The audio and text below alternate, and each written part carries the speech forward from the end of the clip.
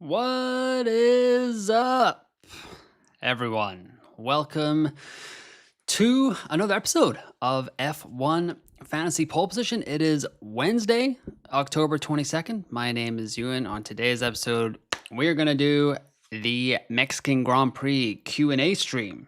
Hopefully, everyone is doing well. Hopefully, everyone is bouncing back from Coda or continuing to bounce on from Coda, I guess. If you had a good or a bad Coda, let me know in the chat. Hopefully everyone is doing well. Whew. Yeah, double header. Very excited. And I have the subscriber only mode turned on. So if you're watching right now and you're trying to drop a question, all you have to do is subscribe for 0 seconds, 1 second, I guess. And then you can drop your question and you can unsubscribe if you want. But we are very close to 3,800 subscribers as we head towards the goal of 4,000 for the remainder or for the end of the 2025 season. So hopefully everyone is doing all right. Let's see what we've got here in the chat. We've got Sammy, Benaz, Kieran, Tommy. What is up, everyone? Hopefully you guys are doing all right. Sammy says, hello. For the last 5 races, RB and Mercedes leads on scored most points. Do you think it's time to take McLaren out? This is a big question. And it's going to be a very important question, a good question to lead off the episode, Sammy. So thank you for asking. Hopefully you guys that are watching are liking the video and subscribing to the YouTube channel. Obviously, I'm not sure. That's the honest truth right now as of Wednesday evening. We're going to have to wait until FP2 and FP3 to kind of figure that out. But we will figure it out together because it will be a 2-hour deadline live stream on Saturday evening for me. I don't know where the rest of you guys are going to be watching, but I will be here for 2 hours before the deadline. I will also have a final thoughts video bright and early on Saturday morning European time.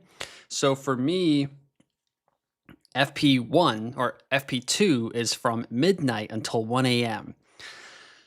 Can't decide if I should watch it that night or just wake up super early and watch it the following day. Maybe there'll be some sims, maybe there'll be some comments and stuff like that, and then I'll record the final thoughts episode. So that will probably be out around 8 a.m. UK time. So wherever you are in the world, adjust for that, and that's when the final thoughts video will be up. But if we get rid of McLaren, let's just go through the exercise right now, Sammy. Great question. It opens up a lot of budget. So McLaren is 35.3 million, and the next most expensive constructor is Ferrari at 31.2 million. 4.1 million you can save by going from McLaren to Ferrari. And that opens up an awful lot, folks. So if I did that, I'd have 4.4 million in the bank. I can go George Russell to Oscar Piastri quite easily. I'm not sure if I want to do that. We'll talk about that in a little bit as well. I can go from Carlos Sainz to Yuki Tsunoda, which is actually quite a nice move. Triple Red Bull around this track where they are fairly decent historically. However, I also put together a little bit of a chart that shines some surprising light on our Red Bull actually that good at Mexico, especially for F1 Fantasy. But it opens up 4 million. So, I mean, even if I keep Carlos Sainz, like Williams could be kind of good around here with a straight line speed. But if I get rid of Pierre Gasly, it opens up all of these guys as well. Ollie Behrman, Nico Hulkenberg, like Isaac Hadjar, Fernando Alonso, who's on for a price rise as well. So there's plenty going on here if you get rid of McLaren and bring in Ferrari or even Red Bull. You go down a little bit more. That's almost 5 million in savings. 5.4 million in savings. So it opens up a ton of assets in F1 Fantasy.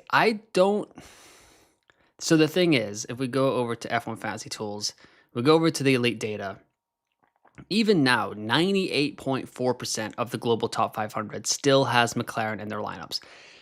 And for me to take McLaren out of my lineup, I'm going to have to see something in practice. It's not just going to Like Ferrari or Mercedes are really going to have to like kind of blow the doors off, or Williams, now an A tier asset at 18.5. Shout out to Adam from the Fantasy Formula. If you guys didn't watch my team selection video yet, you should definitely go do that. But he mentioned on Sunday night or Monday morning, I can't remember what time it was for Adam, but now Williams is 18.5 million. They are an A tier constructor in F1 Fantasy, so no more 0.6 million gains. So that is kind of interesting. But Williams could be okay around here. All right, so I think I'm going to have to see Ferrari or Mercedes step up to get McLaren out of my team. So that's kind of where I'm at, Sammy. But great question. I think that's going to be a really important question in F1 Fantasy this week. Minad says hello. Kieran says hello. Tommy says hi. Tommy is also in here. I can't get McLaren, Red Bull, Verstappen, Russell. Can you get McLaren, Mercedes, Verstappen, Russell? Can you get McLaren, Red Bull, Piastri, Russell? There are a lot of alternatives around. Benodds, can't be too mad when I shot up to just over 3.8k. I did use 3x though, so I have no negative in autopilot left. Great spot, Benodds. No negative. Could be very handy for Brazil. We'll have to keep an eye on the weather, which of course we will once the Mexican Grand Prix is over. Kieran says, what do you think of Verstappen, Tsunoda, Hadjar, Bortoleto, Sainz, McLaren, Mercedes? I can go up to the Devils, but not sure about triple Red Bull. Yeah, I think I was just talking about that lineup a little bit right there, Kieran. So I guess I can just go to it right now. So I made this little graph here, loosey-goosey, red flag math, as is per usual for F1 Fantasy pole position. But on the screen right now, I didn't have access to the 2022 F1 Fantasy season-long data. However, I did do some loosey-goosey math and come up with how many points the constructor would have scored.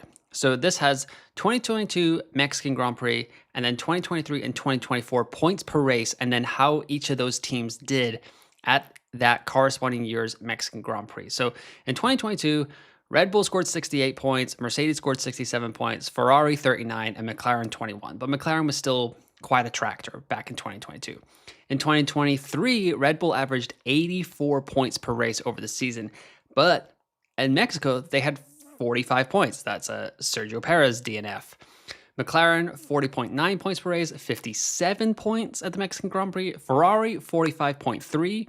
They scored 63 points at the Mexican Grand Prix. Mercedes, 47.7 points per race. They scored 69 points at the 2023 Mexican Grand Prix. And then those trends actually continued in 2024. So Red Bull, 59.2 points per race over the course of the 2024 season, scored 41 points at the Mexican Grand Prix. McLaren, 62.8. They went up to 73. Ferrari, 58.9. They went up to 82. Carlos Sainz, Checo, and Charles Leclerc bagging 2 podiums there. Mercedes, 47.8 points per race, and then 54 points at the Mexican Grand Prix. And now in 2025, Red Bull's averaging 47.3, McLaren's 76.6, Ferrari's 49.3, and Mercedes is 45.6. So Red Bull's 2023 and 2024 were affected. 2023 was affected by Checo Perez's crash on lap 1. He DNF'd. 2024, Checo finished last on track, and Max Verstappen also had a 10-second stop and go penalty because of his shenanigans with Lando Norris, if you don't remember that at all. So for Red Bull, I would take those numbers with a pinch of salt. However, Ferrari is interesting. As you can see here, they went up 18 points in 2023. They went up another 23 points in 2024 compared to their points per race average. So bringing in Ferrari is an interesting option, and I can get there in 2 moves as well. If I bring Red Bull out, which I don't know if I like that, to be honest, but Red Bull out gives me 5.9 million. Unfortunately, that does mean I'm rolling with double Alpine, 0.2 short of getting up to Fernando Alonso, which is a little bit unfortunate. However, if I don't want to go down getting rid of McLaren or Red Bull, I could just bring in Charles Leclerc, who is now 23 million. That saves me another 0.6. I can get Carlos Sainz out of my team and bring Liam Lawson in here, which I don't mind this lineup. Charles Leclerc, I think, is the best Ferrari driver right now. I know there's a lot of Lewis Hamilton fans out in the world, but I'm going to back Leclerc if it's going to be a Ferrari driver. So this is something that I'm also kind of thinking about. I'm not sure if I touched on it in my team selection. That was like Monday morning after like 4 or 5 hours of sleep because I watched the entire Austin Grand Prix and then woke up and did the team selection. So this may have slipped by, but there's maybe something cooking here with Verstappen, Leclerc, McLaren, and Red Bull. There's, like I said, if we refresh, I can just bring Ferrari out, but I don't know if it's worth the risk of getting absolutely pummeled by McLaren in the global rankings. Like if McLaren stays in this 98, 95% range of like roster rate, it's pretty risky. It's kind of a go for broke, and we are 5 races to go. I feel so much more comfortable doing this like 2 races to go if I really need to take it a punt, but it could really like make or break this. But then at the same time, a huge punt like this could also make your season. The problem is that the 4.4 million that you save with McLaren to Ferrari, there's not a lot of difference makers. Like, I don't know if I'd actually want to go from Russell to Piastri. I'd have to see something from Piastri in FP2 and FP3 to kind of get on board with McLaren. But then if McLaren looks strong, why wouldn't I just keep McLaren and Russell? Yeah, so there's plenty of work to do with the team selection right now. But don't forget to like the video, y'all. That's going to help out a ton for me, for people watching it on replay to find it as well over the next few days before I get my final thoughts out on Saturday morning. But I hope everyone is doing well. Hopefully everyone's having a good week so far. 53 people watching. Hopefully you guys are all doing well. SAST is fairly close to Europe. I think deadline is somewhere around 6 a.m. My hat's off, American fans, because I don't even know how I would survive doing that for most of the season. Yes. Yeah. Honestly, I love F1, but there is a part of me that's like, I'm a little bit jealous of the American time zone. Quite a lot. Even though I am American, I'm living in Europe. I don't know if everybody knows that. The like waking up with a coffee and then just watching F1 and then getting to do like a race review stream all before midday, like that sounds ideal. When we were doing that early in the season with Australia and China and Japan, like it was a bang up time. Waking up 5 o'clock, having some coffee, watching F1. Those were the days. But this will be almost in a weird way similar, just the deadline stream will be late at night. So I'm kind of looking forward to that, but we'll get something like that in Vegas as well, I believe. Mac Attack, not liking how late all those practices are going to be. Arjun says, I don't think it's the best idea to trust Ferrari after one good weekend. I trust Mercedes and Red Bull more. God knows when the drivers will start to lift and coast, LOL. Jeremy says, hey, Ewan.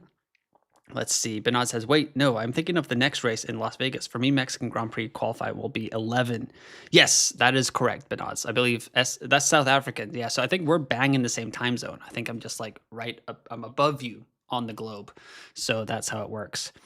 Same Merkin RB, says Sammy. Hey, Ewan, hope you're doing great. I am doing great. Thank you. Would you go Verstappen, Norris, Red Bull, Ferrari? That is a lot of money. I'm not even sure if I can afford that. How would I even get to something like that? Red Bull, Ferrari, I don't even know if I can. Verstappen, what was that? Norris? Yeah, I guess I can. Barely. So with 136 million, I need 135.8 million to get to that build, Tommy. So, yeah, I don't know.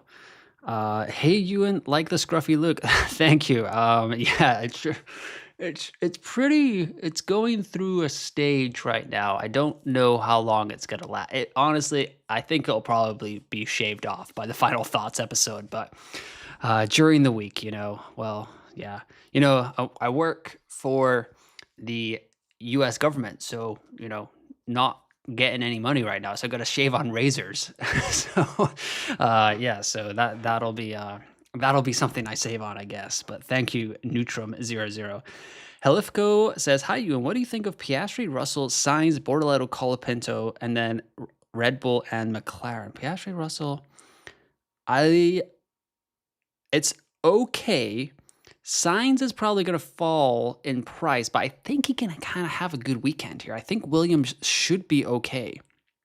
Um, Waiting to see what we get in like free practice 2 and free practice 3. And if you guys hear me only mentioning free practice 2 and free practice 3 for the rest of the week, whether it's on X or TikTok, where you can follow me at F1 Fantasy U. And I am trying to post a lot more on TikTok. So if you guys have TikTok, follow me on there because, yeah, I think I'm very lowly numbered there. So any help there is appreciated as well, even though you guys are tremendous supporters of the channel and myself on X. So if you are on TikTok, hit me up at F1 Fantasy U and you'll get some more of me if you are not already through the roof. But anyways, back to the fact that we're talking about FP2 and FP3 because this week in F1, we have not one, not two, not three. Let's get into the LeBron James quote. Not 5, not 6, not 7. We have 8 rookies coming in for FP1 at the Mexico City Grand Prix. We've got Pato O'Ward for McLaren, Fred Vesti at Mercedes, Antonio Fuoco at Ferrari, Arvid Lindblad at Red Bull, who I'm actually kind of interested to watch because it sounds like he's going to get the second Racing Bull seat in 2026. So that's someone that we should definitely watch. Luke Browning at Williams, he's on the radar. He's doing quite well in F2 right now. He did well in F3. Jack Crawford for the Americans in the audience is going to be driving for Aston Martin. Ryo Hirakawa is going to be driving for Haas. Ayumu Iwasa is driving for Racing Bulls. And Paul Aron, who is competing with Franco Colapinto for the second Alpine seat, will be driving for Alpine. So there will be some things to watch. If you're just an F1 fan in general, there will be quite some interesting talent on the track to watch. However, for F1 Fantasy, I'm not sure how much like usable data we're going to get from FP1 because there's going to be rookies all over the place. So just so you know, if there was maybe a session for you to miss in the 2025 F1 season, FP1 at Mexico might be that one. All right, let's see. So yeah, I don't mind signs if you're going for points here. Helifco. Borletto is okay. Red Bull, McLaren, good. Piastri. I want to see something from Piastri. I posted this on X as well. I'm weaving in everything I've done so far today. So I posted this graphic on X. Does Oscar Piastri peak too early in F1 Fantasy? Over the last 3 seasons, the Australian driver has peaked in the middle 8 races of the F1 Fantasy season before faltering slightly in the final 8. This is allowing F1 Fantasy managers to consider other options, Max Verstappen, George Russell, Lando Norris, to place their DRS boost in a race weekend. What do y'all think? Is Piastri no longer the set and forget DRS boost driver in F1 Fantasy? And these are his numbers from 2023, 2024, and 2025. So 2025 is slanted because of his DNF in the sprint. So he scored 0 points, and there's only been 3 races of the final 8 right now. So his average is like tanked there. But in 2023, he was at 17.87 in the middle 8, and then that did drop at 15.85 over the last 7 races because there was one shorter race because of the Imola flooding. In 2024, he was at 27.75 during the middle 8 races, and then he kind of fell a little bit to 26.63. So, and now in 2025, he's been pretty consistent. I'm not trying to like rag on the guy or anything like that, but you know, they all count. And yeah, for the final 8 races right now, he's averaging 0.33 points per race after the DNF at the Coda Sprint. So let me know what y'all think in the chat. Actually, we can put up a poll here. Is Piastri fading down the stretch? Yes. No. I spelled down wrong, but that's okay. You guys get the message. So, all right, get back to the chat, Ewan. Okay, I would risk swapping out McLaren if I was ranked 10K or below. Being ranked 16, too risky, says Kamichi. Kamichi, did you just do that so you'd let us know that you're in the top 16 in the world? Great job by you, friend. You are absolutely crushing it and having a fantastic season. Kieran asks, do I trust Sonoda? That is a great question, Kieran. I'm not sold. I can tell you that much. However, he has a pretty good chance at rising, but that doesn't mean that he can't just DNF like out of nowhere. there seemed to be a little bit of a groundswell in the opinion online that Sonoda easily could have like DNF'd in one or both of the races this weekend at the United States Grand Prix. Maybe they were watching the onboards, or maybe I missed something on the broadcast, but I didn't see anything to indicate that that would happen on my end. Not saying that it wouldn't. But yeah, -4 points for a 0.6 price rise, 37 points at the United States Grand Prix. I don't love Sonoda, but that is kind of tempting. But it feels like not the most, like, I don't know what the ceiling is. He's not scoring 37 points at the Mexican Grand Prix this weekend. So unless we see something spectacular in FP2 and FP3. So I don't think I'd go there, but if you are struggling for budget and you just need someone from one of the top teams, first of all, I'd really like to get to Kimi Antonelli, but that is 5.5 million more, so that is a little expensive. So Sonoda isn't a bad option either, but I can't really see myself getting Sonoda in this weekend. All right, Mac Attack says, I would honestly trust Sonoda. He's been solid for the past few weekends. Okay, Mac Attack coming in with a different opinion. No worries there. Gua says, best part is that post-race, there's still NFL/Premier League games. Downside is team deadline being early in the AM. Yes, talking about the American time zone. What about use Kimi instead of Russell if I can't afford Russell for budget limitation? What do you think? Kimi is doing okay. I don't mind Kimi at all. Needs 18 points for a 0.6 price rise in Mexico here. Che 2011. So good question. Man, he's been okay. 17 points in Singapore, 22 points at the United States Grand Prix. Not bad at all from the Mercedes driver. I kind of want to see what Mercedes does. Like, so even though they get a bad rap and people are like, they might not do well here, like Mexico is going to be cooler than Austin this weekend. However, the altitude, I think I saw it's about 1,700 meters higher than the next highest altitude in F1. So even though it may have downforce levels similar to Monaco, it almost acts like Monza because of the altitude. I think I saw that in F1's race preview. So that is something we have to consider. So FP2 and FP3 are going to tell us a lot about these four constructors and kind of like where we want to go with them. But I'm going to leave that on the screen for a little bit here and chat through some of the other questions. Let's see. Tommy Chapman in 15 says, you have Verstappen and Norris, the top two scorers, hunting down Piastri. You have a bit of Ferrari and Mercedes. Then you should have Verstappen and Norris, so you have a bit of all the top four teams. But what if all the top four teams don't perform in a weekend?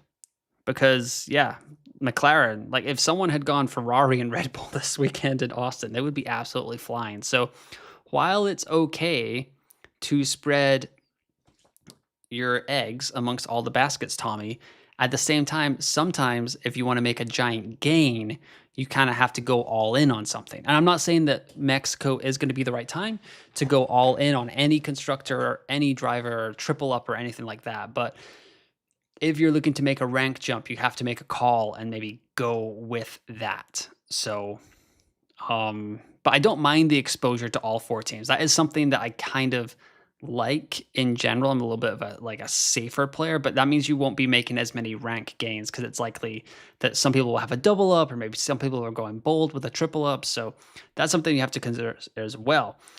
Adil says, Piastri hasn't been on it and Norris feels too expensive, but I still think I want to keep the McLaren constructors. Should have 2 top 5 drivers weekly and a good shot at 2 podiums. Wow. Yes. That's a great point, Adil. I appreciate that. It's 9 rookies now. What? There's a 9th rookie? A 9th rookie has entered the chat? Goodness gracious. So like half the grid on Saturday or Friday afternoon in Mexico City is not going to be working for us in F1 Fantasy. Gua says, was that a cat in the background? Yes, it was a cat. Yes. Yeah, right now, the guy is going through it. Doesn't really like when myself and Mrs. F1 Fantasy Pole Position are not in the same room. So, but I think he's settled down now. But we may get an appearance from the Meow Machine over the final 30 minutes of today's Q&A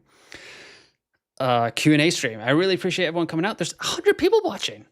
Wow, that's doing pretty well for a Wednesday night. I guess the Champions League hasn't started yet, so maybe I'll lose some of you in about 5 minutes.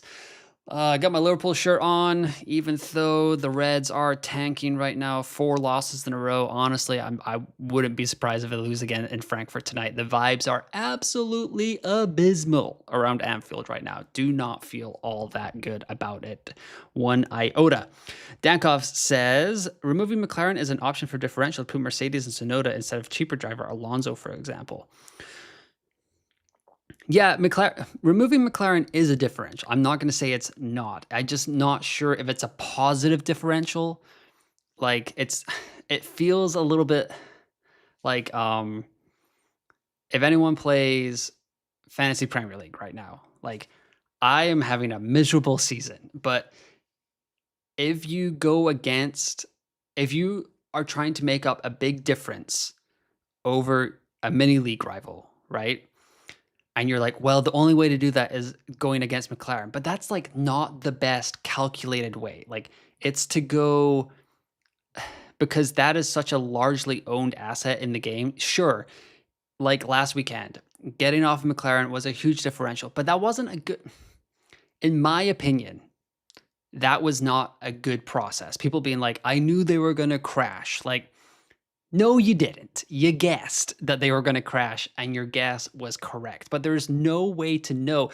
If you watched Free Practice 1 and Sprint Qualifying, McLaren looked epic. Like, I nearly went with Lando instead of Max because they were looking that good. When Max got pole in the sprint, I was like, okay, that probably seals it. But, like, honestly, after Free Practice, I was kind of like, is Lando back on the cards? Because McLaren's looking mighty fine. So yes, if you guess correctly, that's fine. That's, in my opinion, that's not a good process. And that's kind of how I play all fantasy sports. So going against McLaren doesn't feel like it's the right opportunity. Like I said, it's Wednesday night. Once we get practice, if like Lando and Oscar are kind of like P5, P6, maybe even like P4 in free practice, and we've got Max and the 2 Ferraris ahead of them in FP2 and FP3, now we're talking. And I will get into that in my final thoughts video. I promise. Like, if McLaren looks bad, I will not play safe. I will go with what I'm seeing on the track. Like, I won't just be like, but right now, it feels like it's maybe not the best move. That's just my opinion. I'm not trying to convince anyone to not go with McLaren because, like, if you want to ask for my advice, I will give it. But if your gut is saying like McLaren's washed, it's over, like, sure, go for it. I don't want to put anything off. Tommy says, you and I have a crazy thought. You can afford Verstappen, Tsunoda, Antonelli, Colapinto, Gasly, McLaren, Ferrari. Yeah, I don't know. It's a good thought, Tommy. I appreciate the strange lineups that you're throwing at me, and this definitely gives me something to think about. So you're saying, what can I do here for McLaren? How can I do that? Oh, because I'm not going with a second 4A driver. So you're saying Kimi, Tsunoda, Colapinto, and Gasly. I can afford that quite easily, actually. I wouldn't even need Colapinto. So, but that's a lot of transfers too, Tommy. I've only got 2 free transfers this week as well. So I'm trying not to take I took a hit last week, and obviously it paid off. Verstappen, Red Bull Racing, like, it all worked out well. Cherrybrook says, glad to catch another live stream of yours, even if it's almost 3 a.m. in my part of the world. 3 a.m. your part in the world. So that's 6 hours ahead. So that's further east than India, but not as far as Korea, because Korea, we were 7 hours ahead when we went to Korea a couple of weeks ago. So is that like a Southeast Asia, Vietnam, China kind of area, Cherrybrook?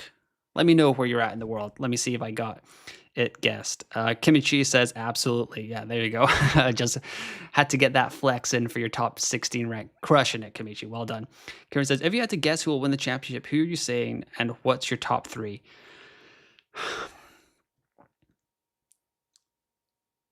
I think Lando's going to sneak this championship. He feels like the pressure's off. Everyone's piling in on Oscar. Max does have to kind of be perfect over the next 5 races to keep clawing this back. But I think Oscar is starting to feel the heat a little bit, and Lando is driving okay. If we go to the statistics, I know F1 Fantasy doesn't always relate to F1. I understand that. Don't worry. But we've got Norris, Norris, Norris, Norris in the last 4 races. The last time Norris didn't beat Piastri was when Norris DNF'd. And then in Hungary, also Norris. In Spa was Piastri by 3. Silverstone, Piastri by 1. So it's really neck and neck. But over the last 4 races, Norris has kind of gotten a stranglehold on this partnership. And I think he's driving well. He has, in theory, been in a championship fight already. So maybe he is actually using some of that experience from 2024, where he was the one getting asked questions like, why are you not closing the gap? Can you win the championship? Blah, blah, blah. Maybe he's actually gotten this all locked down, compartmentalized, and he is kind of driving a little bit more freely than Oscar Piastri right now. So I think I'm going to go with Lando. Craig says, I feel there are crash risks up and down the grid. Piastri / Norris, Lawson / Yuki, Sainz, anyone being too aggressive to overcome his 5th-place grid drop. Thoughts? So Sainz with the 5th-place grid drop is interesting because, I mean, he could just put it in Q3, get some points, drops down, and if Williams looks super strong, there is a way to keep Sainz in your team. It feels unlikely that Sainz is going to get to that 20 points to get you the 0.6 rise. However, say he starts P10, or he qualifies P10, gets you 1 point, falls down to P15. Is that how it works? 11, 12, 13, 14, 15. Yeah, there we go. I can do maths. And if he can get back up, maybe if he can finish like P8, what's that? 7 positions gained and like 7 overtakes, say, like that's 15 points. Like, could be okay. And then you don't fall and you got a bunch of points. So there is a world where I keep Sainz in my team. Bortoleto, despite having 17 points at the United States Grand Prix and going up 0.6 million, like, kind of had a bad weekend. So I'm not sure how that Kick Sauber is going to do. So that's something I'm going to be watching as well. Like, even though Sainz is on for a drop, in theory, like, Williams could be quite strong here. So I want to watch out for that.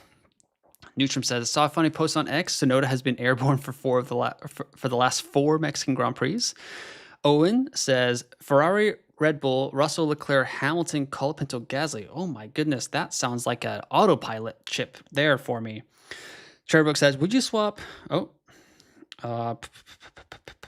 Let's see here. Whoa. Would you swap Yuki for Carlos if you had to? If I had to, yeah, I don't think so. Yeah, I wouldn't mind that. I'm not sure why you'd have to, Charbrook, but you never know.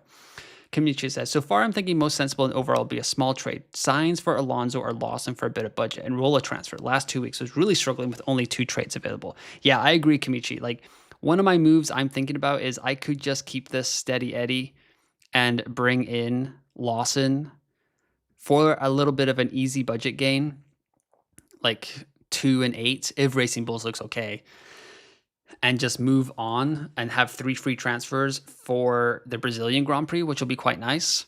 There is a world where you can also go to Fernando Alonso because despite his DNF in the sprint last weekend, he's still on for a possible price rise like 3 and 8, but then you're pretty much booking in a free transfer out the following weekend because then that 30 points from Singapore is going to fall off and that negative 16 is going to be hanging over his head. So I don't love bringing in Alonso this week, so I don't think I'll be doing that, but maybe Sainz to Lawson.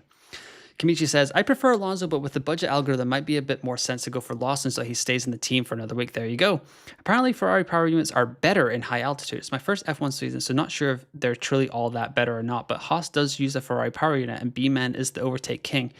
Behrman is the overtake king. However, Behrman is on for a race ban if he does anything naughty over the next, 6 months or whatever. Like, he has 10 penalty points right now, and he needs 2 more for a race ban, which he benefited from last year at the Azerbaijan Grand Prix when K-Mag got race ban and he came in. So that's interesting.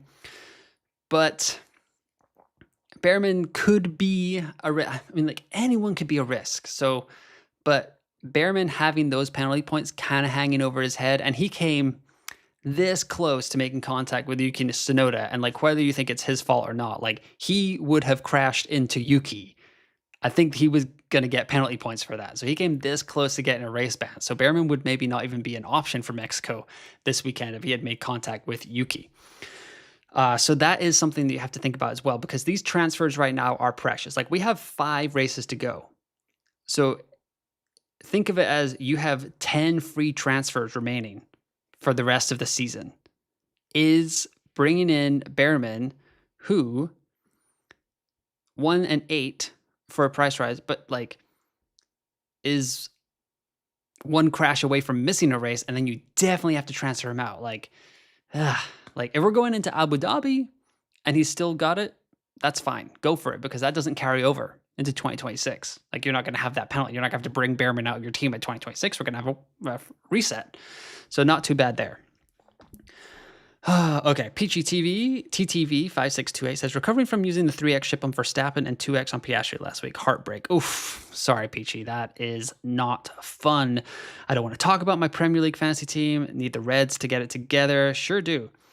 Make sure to like and subscribe to the channel, folks. If you feel so inclined, join the YouTube membership or Patreon. We got to support you. And I appreciate Benods. We were having some good combos over the weekend. I was enjoying our one-on-one chit-chat. So if you guys want, right above my head right now, actually, you could scan that QR code and you would be in the Discord. You get shout-outs. And then starting Wednesday, Benods, I am just making an F1 fantasy video just for you, apparently. So we will do that. We will get rocking and rolling with that exclusive membership series. You can sign up for Patreon, you can sign up for YouTube membership channel, but if you don't want to do any of that, totally understand.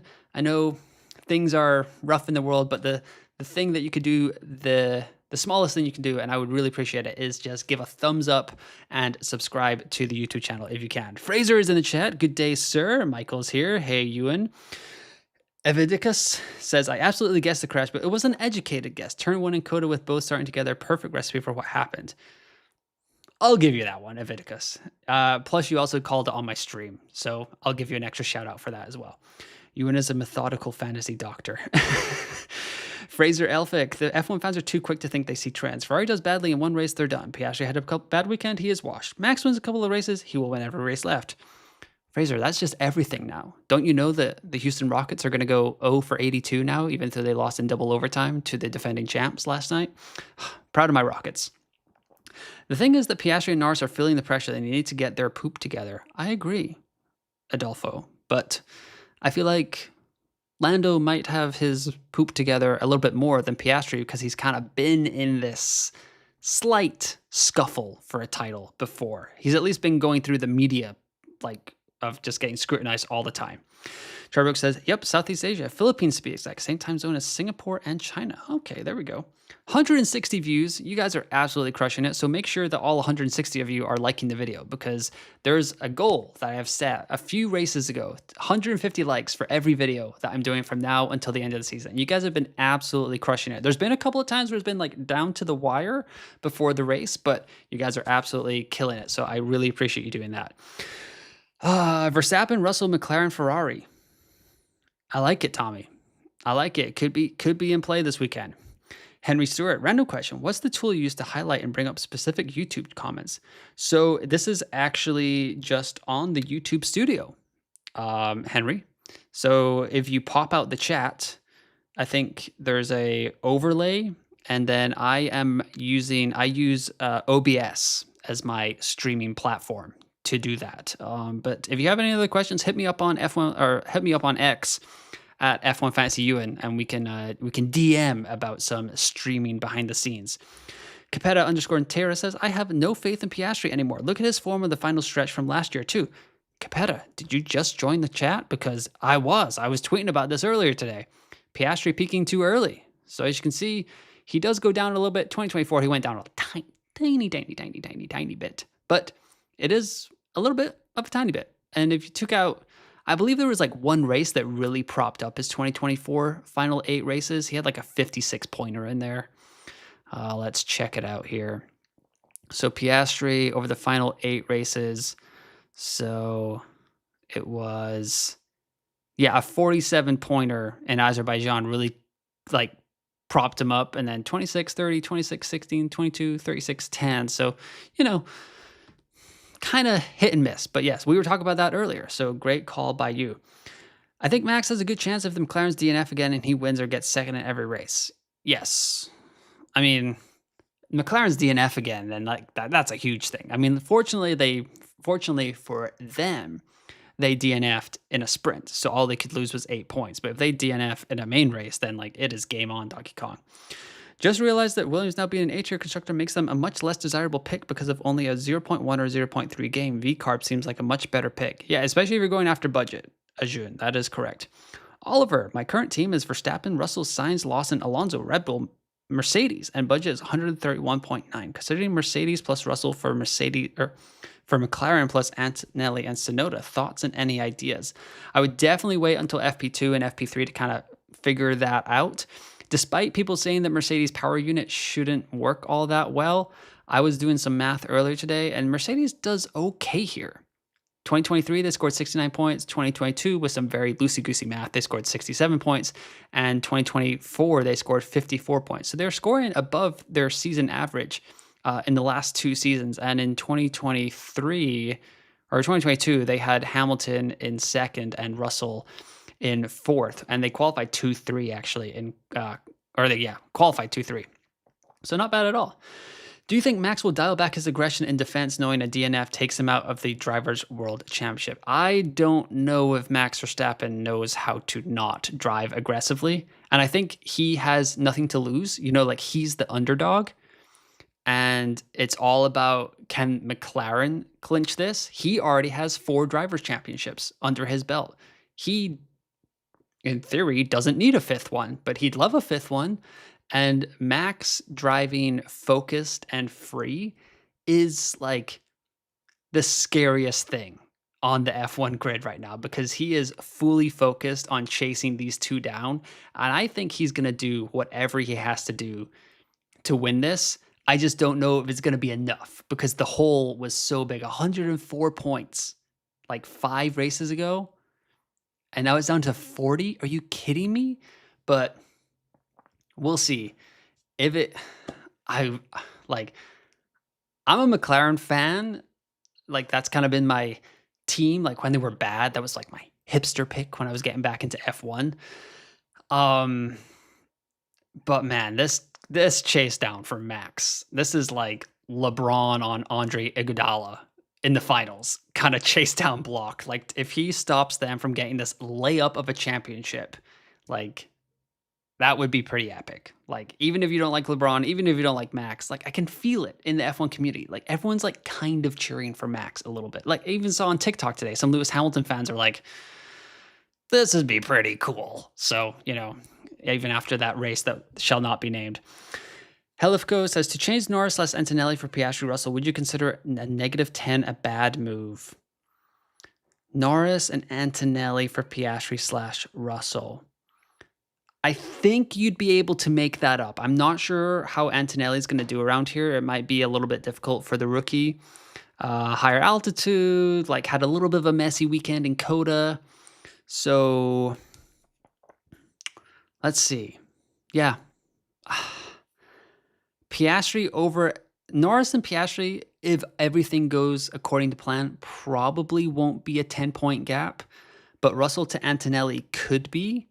So then it's kind of a wash. So whatever you'd feel more comfortable with there, Helifko. Benods, James Vowles has also said he expects Williams to do well in upcoming races beyond Coda. I recall Brazil, Las Vegas, and Qatar. So Sainz could just be a mainstay. That'd be pretty nice, especially if he like pulls up this weekend, Benods. If Sainz pulls up with a 20-pointer and just like crushes that 0.6 goal, like we could be crushing with Carlos Sainz in our squad. So yeah, it's an interesting weekend. Charbrook, all things considered, how would you rank these drivers to bring in your team? Alonso, Behrman, Sainz, Tsunoda, Colapinto, Gasly. I would probably go So each kind of has their risk. Sonoda has the price as a pro. Sainz has the potential car as a pro. Alonso has price as a pro. Behrman's driving quite well, in my opinion, but has the points, the penalty points hanging over his head. Colapinto and Gasly at the bottom. Okay, let's see. I'd probably rank them as of right now. I'd go Sainz, Sonoda, Behrman, Alonso, Colapinto, Gasly. I think that's how I'd go. Lucas7 says Piastri plus George or Verstappen plus Kimi. Can't afford Verstappen plus George without having double Alpine. Thoughts or getting some Ferrari guys? I think I'd probably go Verstappen and Kimi there. I think Verstappen is one of those drivers that can score 10 more points, like fastest lap, driver of the day potential, just because of this like championship chase and like qualifying plus whatchamacallit, winning the race. Yes, that's the one. So I think Verstappen would be the difference maker there. I currently have Alonso, so going to keep him for this 1 week and then swap him out. I agree, Lawson is the better hold if you have to bring in either driver. I agree, Benods. Also, if you were in my position, rank 344 globally, congrats, Henry. 135.8 million budget. Verstappen, Russell, Lawson, Bortoleto, Sainz, McLaren, Mercedes. What would you do? I have 3 free transfers. That is very nice. Whew. So that could be a world where if Ferrari and Red Bull look really good, you could mix and match here and go McLaren to Ferrari, Mercedes to Red Bull. And maybe, I don't know, could you go McLaren to Ferrari, Mercedes to Red Bull, and then could you also go Bortoleto up to Sonoda? That's maybe something to think about there, Henry. I don't know what your budget would have to be like that. Trevor says, had to ask because Sainz would probably had to ask because Sainz would most probably have a price drop, whereas Sonoda likely to rise if he doesn't DNF. Yeah, that's true. Thoughts on wildcard at this point in the season? I like it. It's a pretty powerful chip. I believe I had to burn mine in the second race of the season, but if you're gonna use your wildcard, I kind of like it in combo with like taking a punt on a like kind of out there lineup. So say Red Bull and Ferrari look dominant in FP2 and FP3 this weekend. You could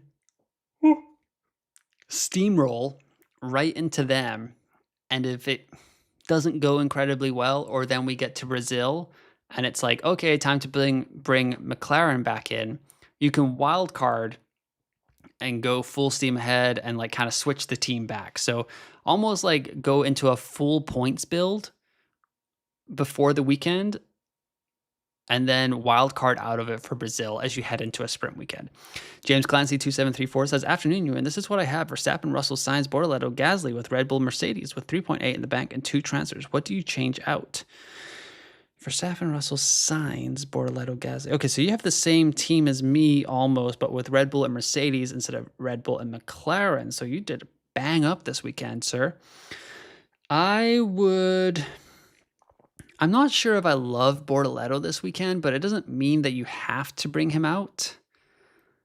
Like, he had 17 points, which wasn't great, but 3 points to kind of maintain his budget isn't bad at all as he heads into the Brazilian Grand Prix, which I'm hoping that he will have a pretty good chance of getting driver of the day, if we can like see some goodness out of that Kick Sauber.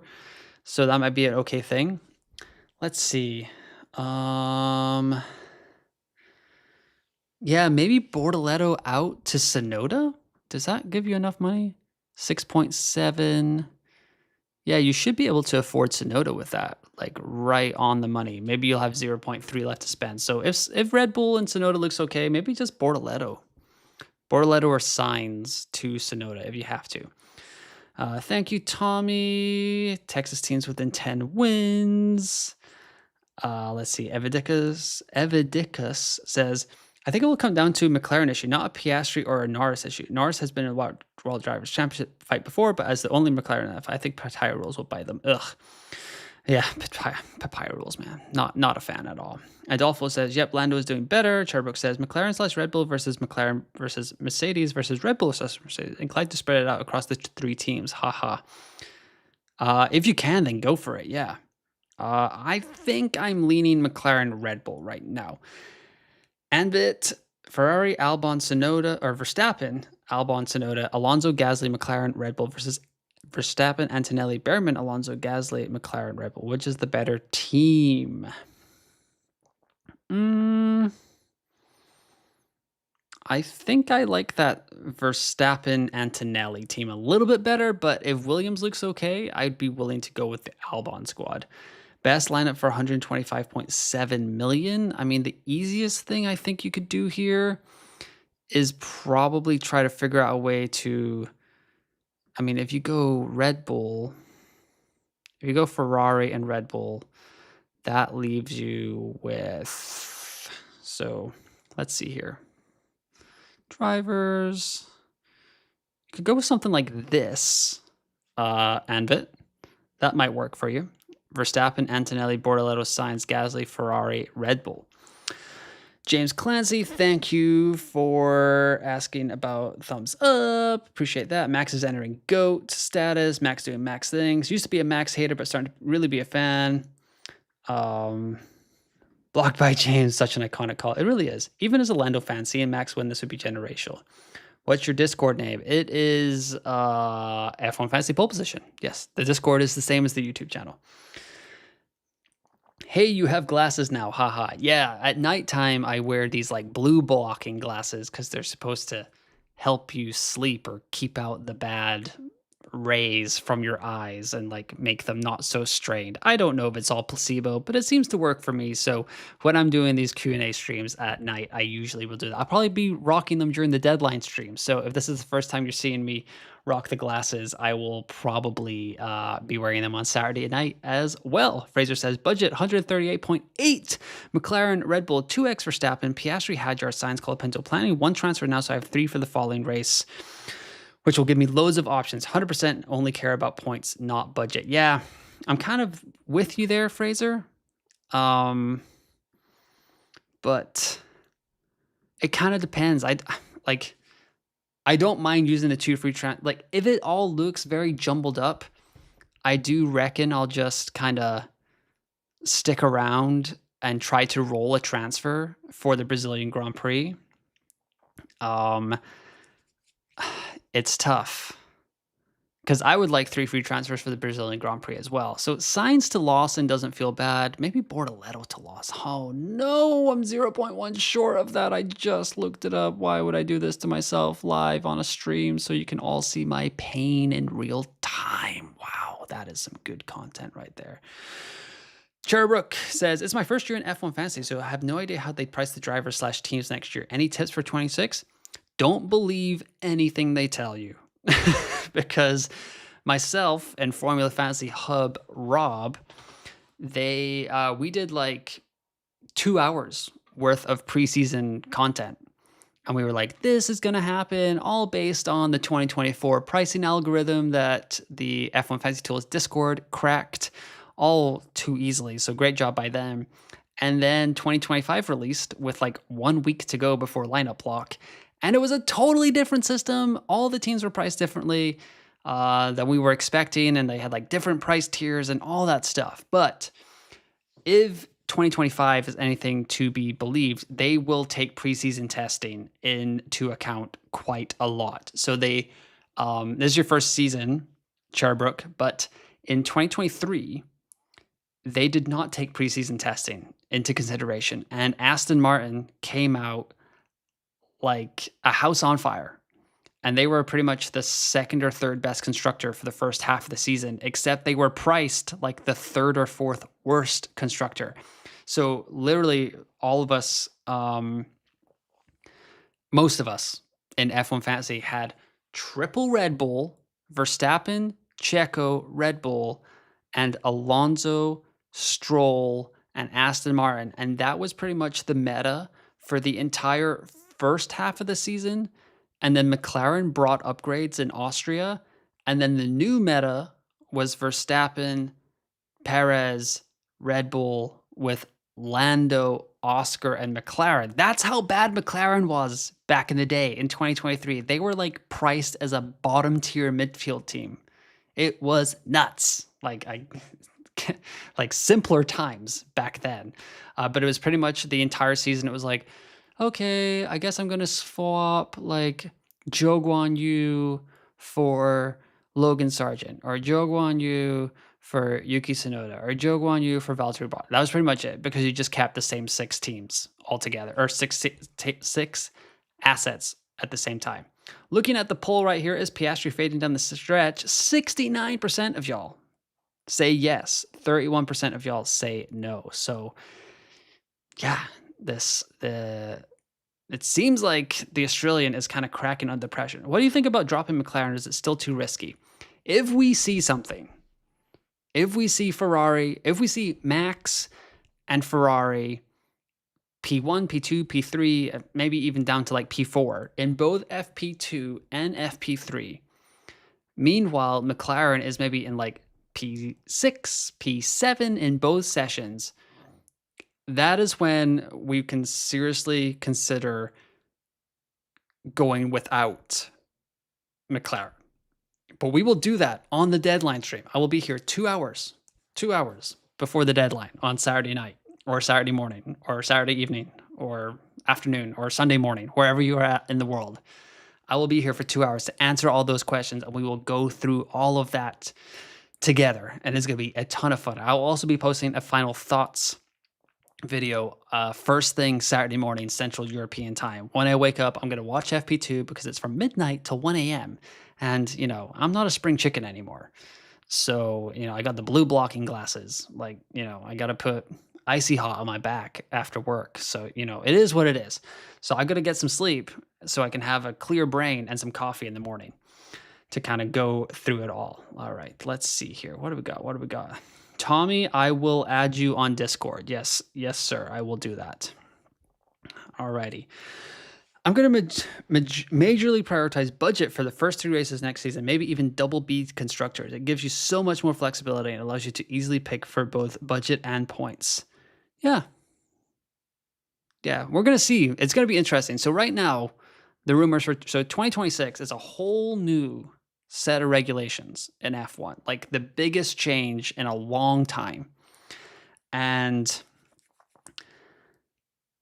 the rumors right now circling in F1 are that Mercedes has cracked the code for this engine coming up in 2026.